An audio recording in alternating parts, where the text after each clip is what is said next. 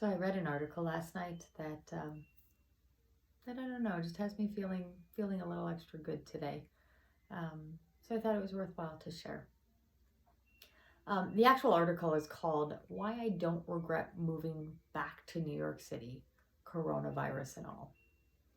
Um, Not a long read, not a sophisticated read, no real data or anything like that, but essentially, and I'm not going to do it the justice that it deserves, but essentially, the writer was born and raised in New York City, moved out of the city to raise children. And last year, when her youngest had gone to college, her and her husband moved back into the city.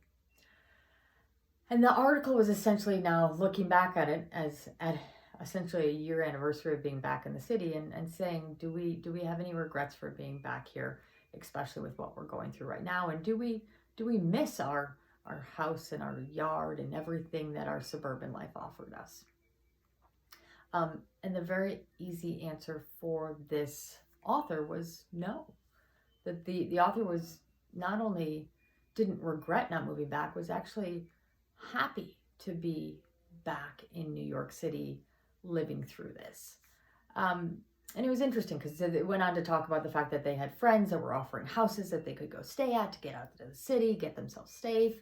And the author really just took this, I don't know, maybe slightly romantic, but viewpoint about what being part of a city means, and what being in a city going through something like a world pandemic, especially being at the epicenter, what that meant to her.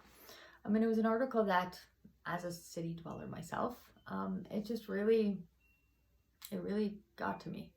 You know, it's interesting, and I think maybe this is some of the reason that I related to it a little bit more. We have a home down in Florida. All of my family lives down in Florida. My parents are both there. My sister and her husband are down there. My uncles are down there. We have a lot of family down there, and we try and obviously spend time with family when we can. And it's a nice place to go when the winters get bad here. So we do have a home down there. We rent it out when we're not there. When this started to get bad with regards to coronavirus, middle of March, we were taking a weekend down there. Wasn't so bad that we were afraid to fly, but I will say that when we did fly, those airplane seats had never been as clean as when I put my kids in them. And if you thought that the airlines were doing a lot of extra cleaning, the color of the Clorox wipes when I was done with them did not reflect that. So we were cleaning everything. My children were masked. We were hand sanitizing. We were doing everything to be really safe while we were traveling. But once again, this was before we were even advised to stay at home, let alone any order put in place. Over the weekend that we were there, I want to say for about 4 days, it started to become more and more apparent that this was getting more and more serious, and that there were going to be, that probably, if at nothing else, that we might not feel comfortable flying back there. That's kind of where we were at that weekend. Because I remember we started to have a few conversations, well, gosh, if this is really going to get bad, and if this is really going to get ugly, should we just stay here? Should we just stay in our house in Florida? Our family is relatively nearby. We have a pool. It's nice outside. It's a very comfortable lifestyle. And so we thought about it for a night. We talked about it extensively, and the long and short of it is we decided not to. I kind of said, hey, I need to be back in my city. I need to be back in my home. Chicago is my home, born and raised, and I just felt the need to be back here.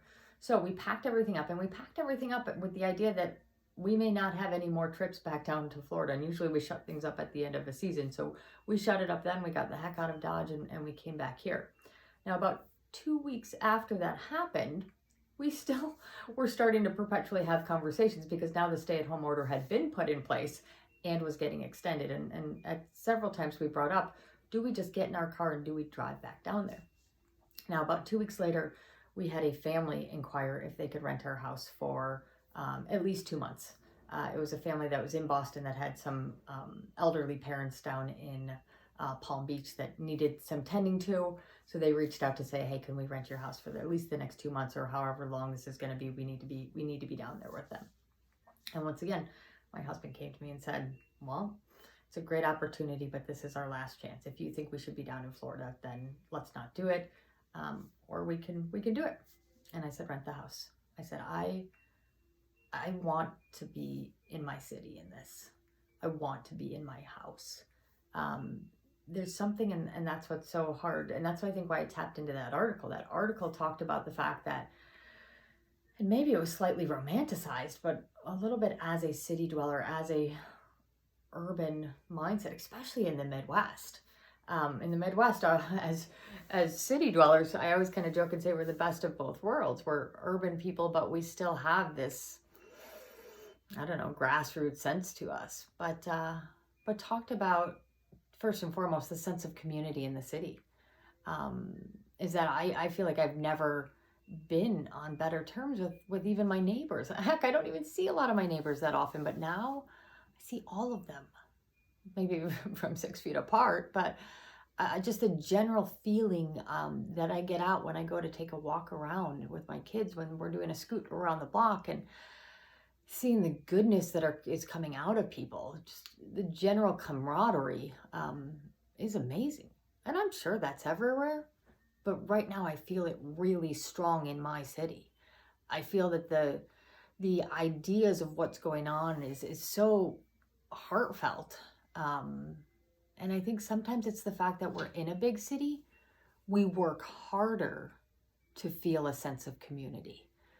Because it's not as easy. I mean, heck, it's a lot easier to do it in a town of 600 people than a town our size, even our neighborhood. So I think there's something about it that gives us this connection, that we work hard for, that really feels good. And I mean, that to me has been really important. The other thing that I think is really important is I think that there's a little bit of this, for better or for worse, this coming together in the city, this Chicago strong, right? New York strong, New York awesome. New York is amazing to me. But I think Chicago's doing its part to band together as a city. Obviously there's a lot of opportunity for a lot of things to go wrong. Governor Pritzker is, in my mind, stepping up and being a leader. Our mayor is doing a phenomenal job of bringing humor to a time that doesn't have humor, from somebody that's not even the most humorous. It's just, right now we're in a part of history. So I just don't see that need to be out of my city during this time, because I feel like I have all the things that I need here, regardless. I have, people kind of talk and say, oh, there's not that much nature. We're in Chicago. We have parks, we have lakes, we have everything. And if we do it responsibly, we have a lot of greenery around us. We have some of the best medical care in all of the country. So God forbid something happens, I feel incredibly safe here, whether it's to myself or to my kids. I feel like we're in a good place. And I feel like this is the place that we want to see through this pandemic. And I feel like as a city, we're going to come out better from this. So that article really touched me. I am Chicago proud. I am Chicago strong. I know we're all making our own choices in this, but I'm really glad to be a part of everyone with everyone in my city. So on that note, I know I ran a little long. I think I got a little emotional, but just remember to be kind. Be kind to one another. Be kind to yourself. Take care of one another. Take care of yourself. Remember to be responsible in your social distancing. Remember to give a shout out to all of our essential workers and the first responders, the people that are really doing incredible hard work. We are getting through this. Whether you're a part of my city or not, we are getting through this, and we are doing well. I will look forward to seeing you tomorrow. Have a great evening.